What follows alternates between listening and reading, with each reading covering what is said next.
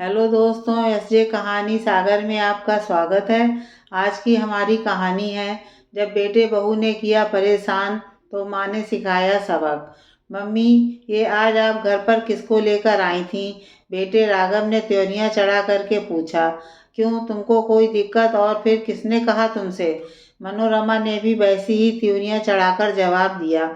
आप नहीं बताएंगी तो क्या मुझको कुछ पता नहीं चलेगा? राघव फिर से चिढ़कर बोला। मुझको तो पता ही है कि तुमको कुछ पता न चले, ऐसा हो ही नहीं सकता। जब मेरा ना किया हुआ भी तुमको बताया जाता है तो यह तो मैंने किया ही है। लेकिन उन लोगों को आप क्यों घर पर लेकर आई थी? मैं ऊपर का पोर्शन किराए पर उठाने जा रही हूँ।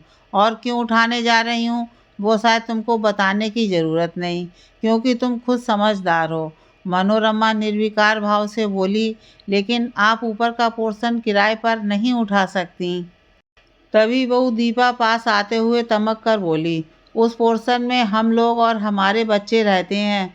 क्यों क्यों नहीं उठा सकती? ये घर मेरा है। क्या मैं अपनी ज़िंदगी का इतना बड़ा फैसला भी नहीं ले सकती? जब कमासूत पूत होने पर भी माँ बाप को हर चीज़ के लिए तरसना पड़े तो उससे ज़्यादा शर्म की बात तो कोई हो ही नहीं सकती। तुम लोग अपना डिंडोला बांधो और अपने लिए कहीं और व्यवस्था करो।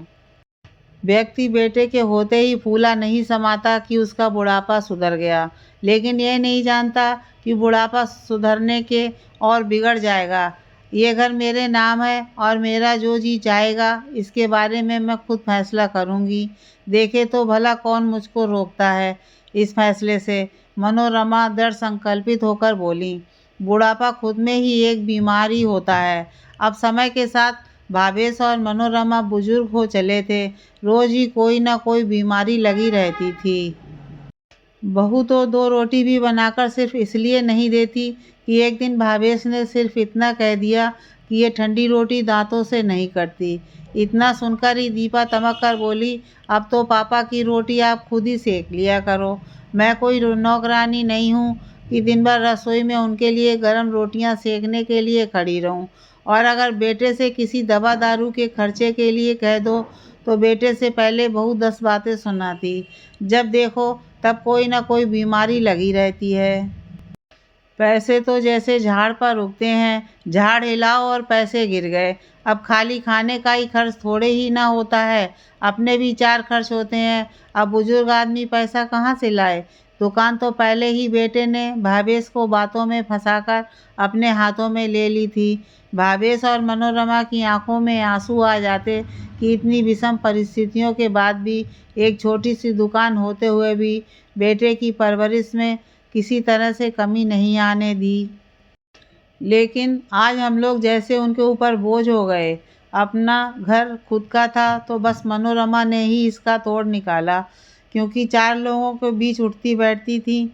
घर को किराए पर देने का ठान लिया, लेकिन हम लोग आखिर जाएंगे कहाँ? तभी राघव अपनी आवाज़ में मुलायमियत लाकर बोला। अभी तो थोड़ी देर पहले बड़ा तड़क रहे थे, अब तुम्हारी हैकड़ी कहाँ गई? मनोरमा आज कुछ भी सुनने को जैसे तैयार नहीं थी। सॉरी मम्मी जी, हम लोगों से गलती हो गई। अब हम ऐसा कुछ भी नहीं करेंगे। दीपा घड़ियाली आंसू बहाने लगी। मुझको नहीं पता, हमको 2-3 दिन में घर खाली चाहिए, क्योंकि मैंने ये फैसला कर लिया है और अब इस फैसले से मुझको कोई भी नहीं मोड़ सकता। मनोरमा ने अपना फैसला सुना दिया। पापा, आप कुछ क्यों नहीं कह रहे मम्मा से? वो दोनों वहीं चुपचाप बैठे भावेश से बोले। बेटा राघव, जब बहू तड़ातड़ तुम्हारी मम्मी को जवाब देती है तब मैं कुछ कहता हूँ, तब मुझको भी 4 बातें सुनाने से बाज नहीं आती। तब तुम्हारे मुंह में क्यों ताला लग जाता है? मैंने ज़रा सा कह दिया कि मेरे दांतों से ठंडी रोटी नहीं कटती बुढ़ापे में। सास को खड़ा कर दिया चूल्हे पर रोटी सेकने के लिए। इंसान औलाद पैदा करता है कि बुढ़ापे में सिकी सिकाई रोटी मिलेगी, वो भी नहीं नसीब। तुम्हारी माँ किसी खर्चे के लिए कहती हैं तो झाड़ में पैसे उगने लगने का ताना दिया जाता है। मैंने ही मनोरमा को स्वतंत्र छोड़ दिया ये फैसला लेने के लिए, और वो जो कुछ भी कर रही हैं बिल्कुल सही कर रही हैं। तुम जैसी औलादों के साथ बिल्कुल यही होना चाहिए। अब तुम जानो और तुम्हारी मम्मी, अगर ज़्यादा मीन मेक की तो दुकान भी खाली करवा लूँगा। वो ज़माना बीत गया जब बच्चे ज़्यादतियाँ करते रहते थे और माँ बाप चुपचाप सहते-सहते दम तोड़ देते थे। अब आज के समय बुजुर्ग भी सजग हो गए हैं, भावेश गुस्साकर बोले।